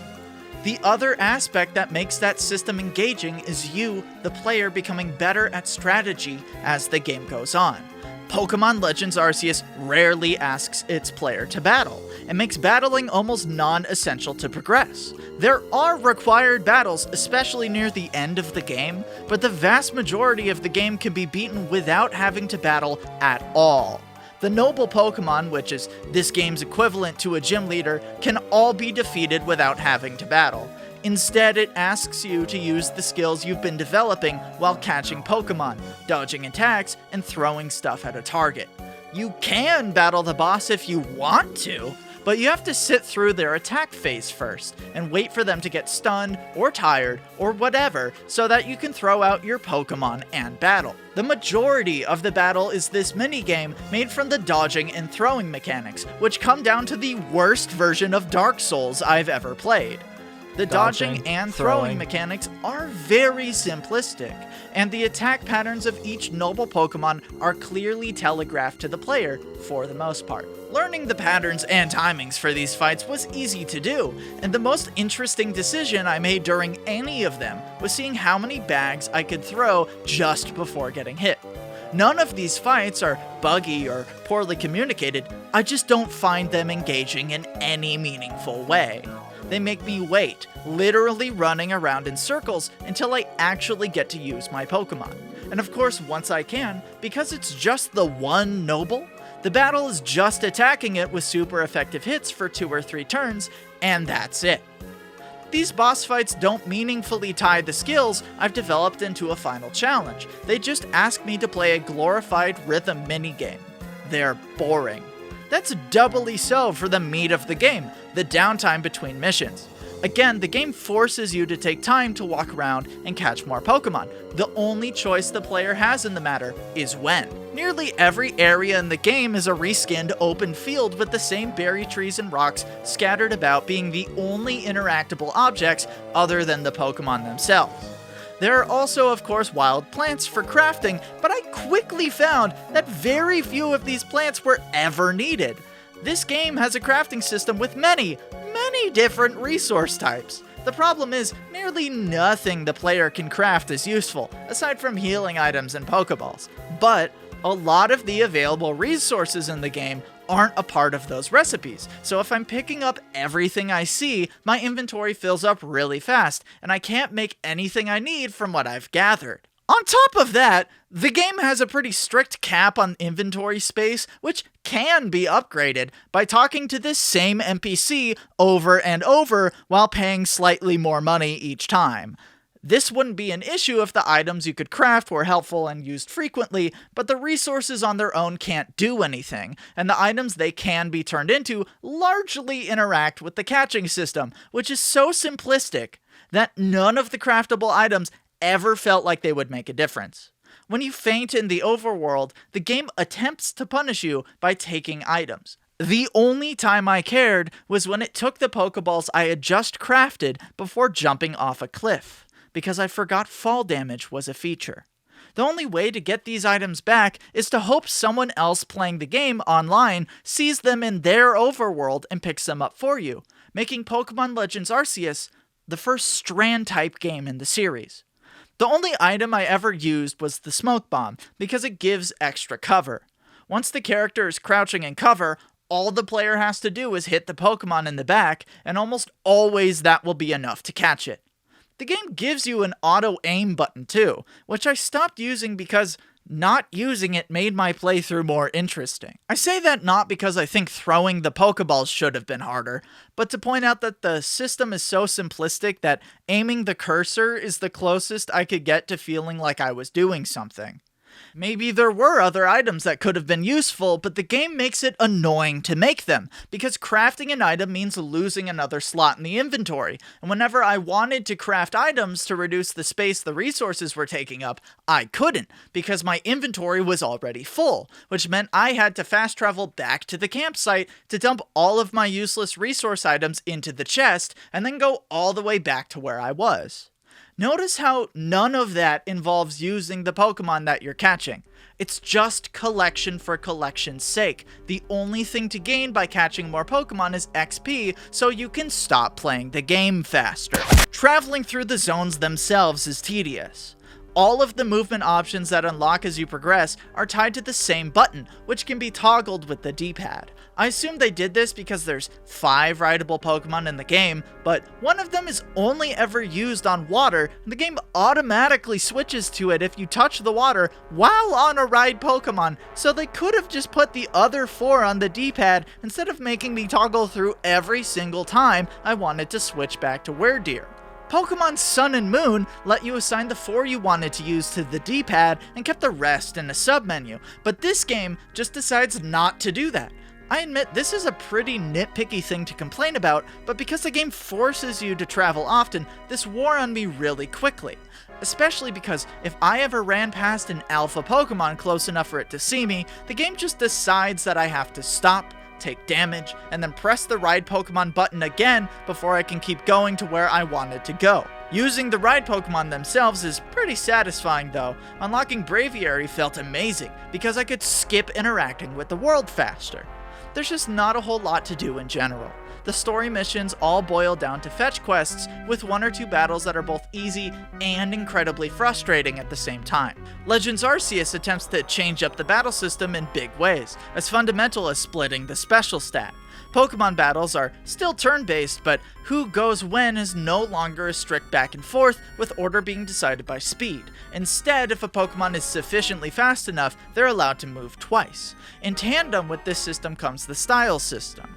After a Pokemon has known a move for long enough or is given a certain item, it unlocks an agile and strong option for that move. Agile increases the speed of the move while lowering its damage or accuracy, while Strong does the opposite. On paper, these changes should present the player with additional choices each battle. In practice, the entire balance of the battle system is completely broken. Pokemon with high speed that hit hard are now very, very important, because if your opponent outspeeds you, they get to attack twice. And if that Pokemon is using Agile style, your opponent gets to attack 3 times before you get to do anything. That is really, really frustrating to me, especially because from the player's point of view, none of this makes the battle more strategically complex. You just select Agile style if it'll let you move twice, and select Strong style if you don't lose a turn or you know the attack will feint the opponent. That's it. That's how much depth this complete rework adds. What doesn't help is that a fair amount of the NPC battles in the game just send out 2 or even 3 Pokemon at once, and you're only allowed to use 1. And because the game gates progression behind Pokedex completion, and battles are infrequent enough that raising new team members is pretty difficult, I ended up in a situation where all of my opponent's Pokemon outsped mine, and I was attacked 5 times before I got to do anything. And I still won! The battle wasn't that difficult, it was just really, really annoying to watch my guy get beat up while I couldn't do anything because I was playing the game the way it asked me to play it. Because you get the largest XP payout for completing a Pokedex entry, and the fastest way to do that is to catch a lot of the same Pokemon, I also felt like this game really trivialized the relationship between the player and their Pokemon. It asks you to see Pokemon as disposable means to an end, which thematically goes against everything that's ingrained in me as a longtime Pokemon player. I, to this very day, hold a tinge of regret over losing the first Pokemon I ever got, my Samurott. I remember seeing the over 200 hours on that save file when I reset it in a fit of childish temper. My Samurott with its 96 levels was my closest partner, my ace in the hole. The only reason we hadn't beaten the Elite Four twice was because Chantel's Jellicent had water absorbed, and all of my Samurott's attacks were water. I'm not super torn up about not having him anymore, but the fact that I remember and still care about him says a lot. In Pokemon Legends Arceus, releasing a Pokemon is a 2-button procedure in the pastures. The prime and trigger pull that clears more space for the meat grinder. Pokemon become tools. They stop being your partners and instead become game objects. Their actions become items on a to-do list you need to finish before you can go home from your minimum wage job so you can buy groceries from the company store. The radical shift in how the game lets you progress, combined with the lack of battles and the commodification of Pokemon brought by both of those things, completely destroys the experiential storytelling. I recognize that the game still does a good job of setting up dominoes for you, the player, to knock over using your increased knowledge and skill. The problem is that by making the systems the player is mastering always have the best possible solution, creativity and problem-solving skills are never demanded.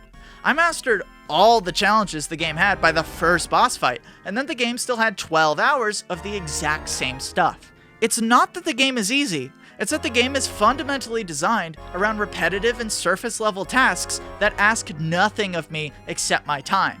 I got the game for free from a friend, and it still felt like such a waste to play that I stopped completely after the third boss because I just had better things to do than run around another area throwing Pokeballs at the backs of Pokemon I would never use and didn't want. I didn't get why I was doing any of this. This wasn't fun anymore. This wasn't a journey. I'm just out here in the middle of the woods, in the middle of my living room, alone, wasting time. No partners, no friends, no reason to keep going.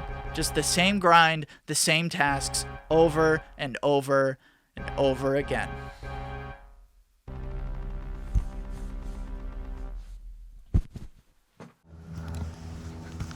Once the Hater's Gambit begins, it's nearly impossible to escape. Detail upon detail folds into each other, collapsing into a massive complaint so dense that light cannot escape. This black hole of haterism becomes so strong that it becomes a lens, a worldview that distorts anything unfortunate enough to be passing by it, much like a real black hole. Pokemon Legends Arceus was the first time that I truly saw behind the curtain of Pokemon as a franchise. Deprived of all outside contact, save for my roommate who heard a version of the Arceus rant over the course of 3 days when the game came out, playing through Legends Arceus felt like peering around the corner of an open closet of a Chuck E. Cheese as a child, horrified as I saw Charles Entertainment Cheese slowly be decapitated by the sweaty worker lurking within his matted plush flesh. The mask was off. By destabilizing all of the game systems I had grown comfortable with, Legends Arceus forced me to see Pokemon games for the sum of their parts. It felt physically uncomfortable, like suddenly remembering that I'm always breathing. At first, I pushed hard against that discomfort. I was playing this new Pokemon game to have fun, to relax, to enjoy a taste of the franchise I've loved since childhood. I was not there to be thinking. I didn't sign up for this. And that's when I stopped playing. It's important to remember that Pokemon has been a handheld series for most of its life, so these games haven't ever before been held to the standard of their contemporary console peers. But I would argue that it being a handheld series was the deciding factor in its success, and on my own account, the deciding reason that it became so important to me as a kid.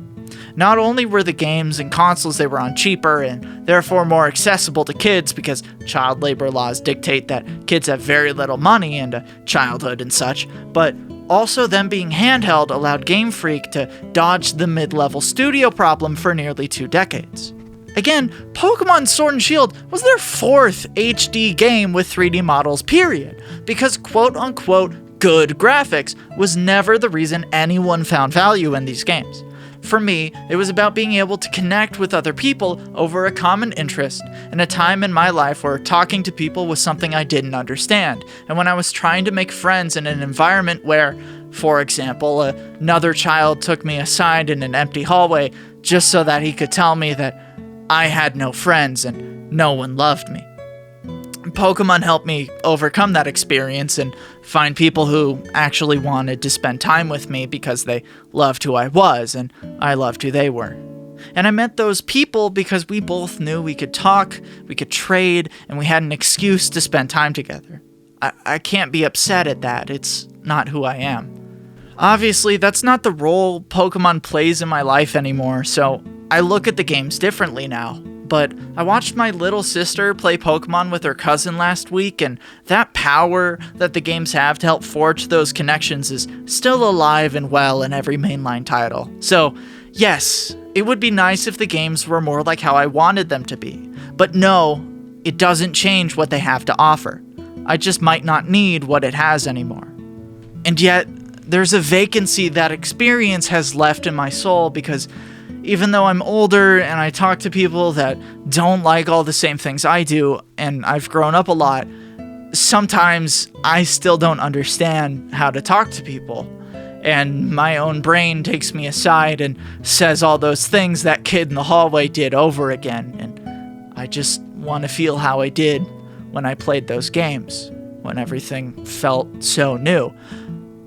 When I was learning and achieving and I wasn't stuck feeling this way because even if my friends weren't there, I could still play. I could get a little farther in there when I was stranded out here. And that felt good. And today, that's not how I feel when I play a Pokemon game. I've done it all before. I know how the story's gonna go. And my friends who still play mostly talk about how these games aren't as good. How they haven't changed, but they've changed too much, and they're ugly, but the new designs are too polished, and go on and on, trying to justify the way that they feel with objective details, to make sense of whatever's going on inside, to understand why it just doesn't feel like it used to, because that was something I had kind of been counting on. But that's not Pokemon's place in my life anymore, and frankly, if it was, that would be unhealthy. Holding on to that comforting experience of the older games was the first step in me beginning to hate Pokemon Legends Arceus. It created an expectation that this game would be able to make me feel the same ways that all the old games did. That's literally impossible, though. I can never go back to that specific time or place. The circumstances in which my first Pokemon game, Pokemon Black, left its impressions on me are forever in the past. I will never be 9 years old in my mom's forest green minivan coming back from Target, popping my brand new copy of Pokemon Black into my dark blue DS Lite for the first time ever again. I'll never be lying down on the carpet floor in the living room of my parents' 3-bedroom row house, fishing and Pokemon for hours, just because I loved spending time in the game world ever again. Expecting a completely different video game over a decade later to make me feel that same way is expecting the impossible. It's deciding to be unhappy. When Legends Arceus was different than I wanted it to be, that made me uncomfortable. Deciding it was the game's fault I felt that way was the finishing blow to me enjoying any aspect of it. I wanted to like it, and that was the problem. I wanted it to be the sort of game I liked, instead of the sort of game it was. This experience with Pokemon Legends Arceus was all too similar to the experience I had in 2016, when I played Pokemon Go for the first time. When I saw the initial trailer in my middle school library's computer during lunch, I was ecstatic. Finally, Pokemon was coming into the real world. The partners, the rivals, the adventures, they were all going to be real. Seeing that throng of people in Times Square all working together to catch Mewtwo made my body shake with adrenaline. The wait for that game was the most anticipation I've ever had for a video game's release.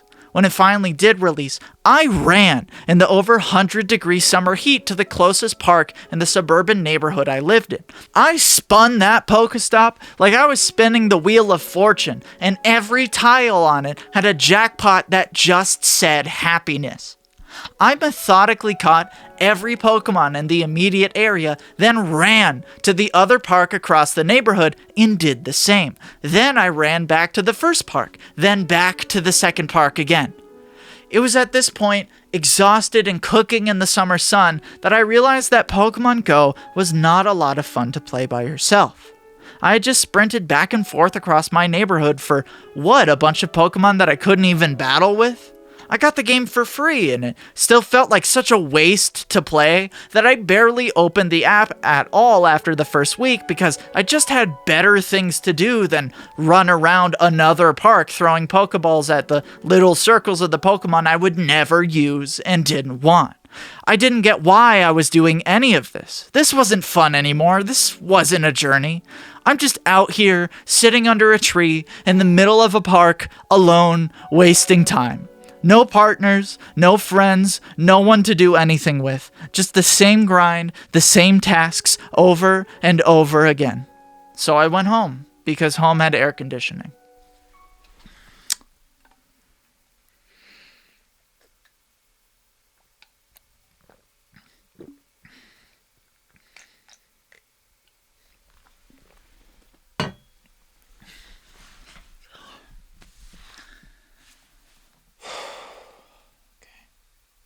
I struggle a lot with isolating myself, and especially as a kid, I just didn't want to think about that. Because of the suburbs being so spread out, all my friends just live far away enough that we didn't really meet up much. And because it was a suburb, there were nearly no Pokestops anywhere, so Pokemon Go just became a reminder that I was alone in this labyrinth of beige stucco and dying grass.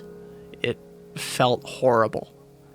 And then years later, playing Pokemon Legends Arceus in a college dorm room by myself, coming off the heels of being isolated for over a year in an environment that was pretty emotionally destabilizing, to say the least. It's no wonder that I didn't really like it. I came to Pokemon as a kid because it was an escape from loneliness, and now it's become a reminder that the loneliness hasn't gone away. That's just my personal experience. I know not everyone likes Pokemon for the same reasons I do. Plenty of people love Pokemon Legends Arceus and Pokemon Go, and of course those games aren't bad just because I don't like them. I just worry that other people might be going through the same thing I did with Pokemon, but don't know why. Maybe it's not even Pokemon, maybe it's some other media franchise or a hobby or a career, but expecting the world to change to make you feel okay, or in my case, expecting Pokemon games to change to make me feel okay, is just a recipe for being angry all the time.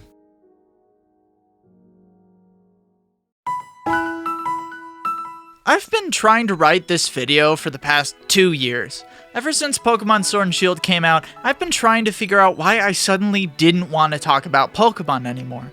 Fun fact, even though the last video from my original run on this channel was released in August of 2020, I actually wrote that video just a week after the previous. It didn't take me 9 months to finish that video because I was working on it. It took me 9 months because every time I opened the project, I became paralyzed by an unrelenting feeling of dread. I didn't understand it at the time, but that was happening because Pokemon wasn't making me feel connected to other people anymore. Shortly after Pokemon Sword and Shield released, I had a major falling out with my closest friend, and then just a short while after, I began isolating at home for over a year because of the pandemic. It wasn't until I began to unpack all of that and do things like go to therapy that I finally realized that the reason I had stopped liking new Pokemon games was because all of this stuff that had happened in my childhood and in the present. Literally, the moment I realized that, I sat down and wrote the first draft for this script. It was like getting a dislocated joint snapped back into place. Once this video began production, I knew I would have to go back and beat Pokemon Legends Arceus. It was the reason I had started thinking about all of this again in the first place, and I couldn't ignore it even if I wanted to.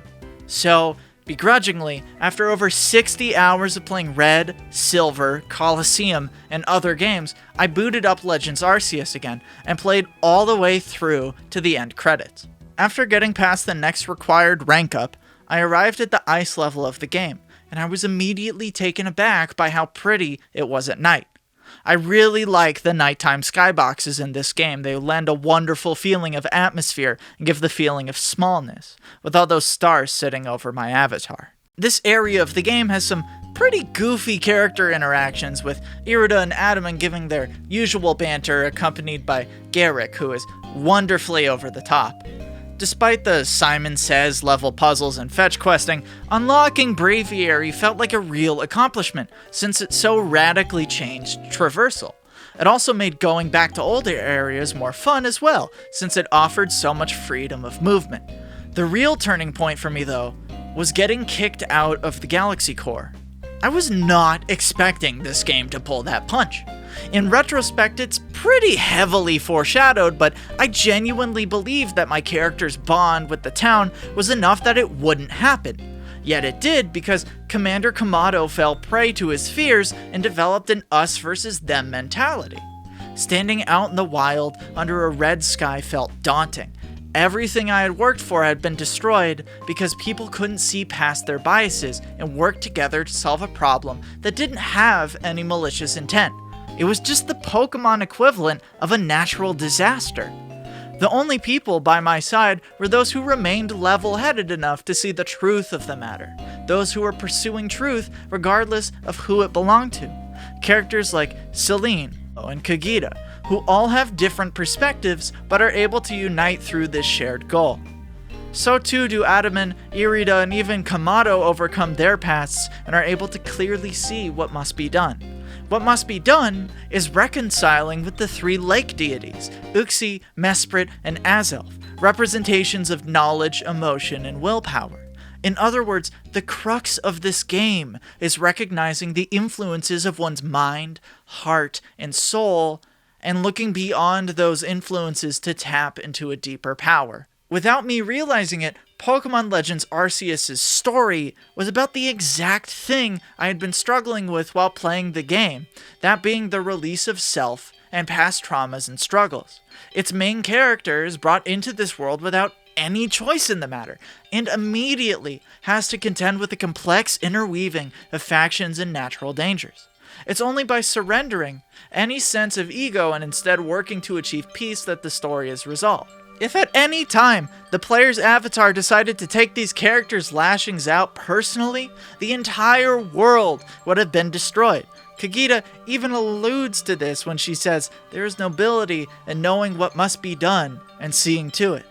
It isn't subtle or even self-serious, but as the game began to come together for its ending, I found myself connecting to it in a completely different way than I had before. I was listening to what it had to say, and I began trying out other things like using smoke bombs and completing side quests. I was excited to see what the game had in store, and by the end, I wanted to keep playing. By the time the credits rolled, I found that I loved Pokemon Legends Arceus for what it was. I do mean love, by the way. I love the graphics, the way that shadows end up becoming shocking purple stippled patterns on the rocks. I love the goofy characters and their Muppet-esque expressions. I love the atmosphere of each area of the game. I love the skyboxes, especially the nighttime ones. I love the themes of the story and all the allusions to Diamond and Pearl. I love how aggressively stupid the new Dialga and Palkia forms look. I'm not joking about that. I really love stupid-looking Pokemon. It's okay to like stupid things. Pokemon is pretty stupid. I love the way the game slowly gives you the tools to master its hostile environment. I love the sense of place this region has, how its history feels like it's been going on for years before you and will continue for years after. I love the return to the focus of the Pokédex, and I love that they added a mystery and actual reward to that task. I love the new regional designs of the Pokemon. I love the character designs. I love the UI and general feel of the art direction. I love that in the section where you're kicked out of town, your ID disappears from the menu because that was your Galaxy Core ID and they don't want you no more. I even found myself wanting to go and complete the Pokédex because I knew there was even more waiting for me to find and explore out there. It was incredible. I legitimately never imagined that I would enjoy the game, yet there I was wanting to sink another 20 hours in just to see what comes after completing the Pokédex. I didn't find the game life-changing, and I still think there's a lot it does wrong from a game design perspective, but man, that deep feeling I had in my chest, that blockage preventing me from being able to enjoy playing the dang video game, it was gone. And I could finally enjoy just sitting there by myself completing Pokemon Legends Arceus. Looking back on all the experiences I've had in my life with Pokemon, a paradoxical connection between loneliness and community showed itself to me. In some ways, the way that I connect with other people will always be intertwined with those early experiences. Because the games were designed around the player growing, training, and communicating with other players, I was personally able to do all of those things using Pokemon as a surrogate. That's not the burden newer games should bear, though. It's clear to me now that it never really should have been that way, even if it did end up being some of the reason I was able to exit some of the darker aspects of my childhood. Engaging with each individual title as its own game, on its own terms, allowed me to finally be free of expectation and enjoy aspects of them I would have previously written off in an attempt to justify my own inner discontentment.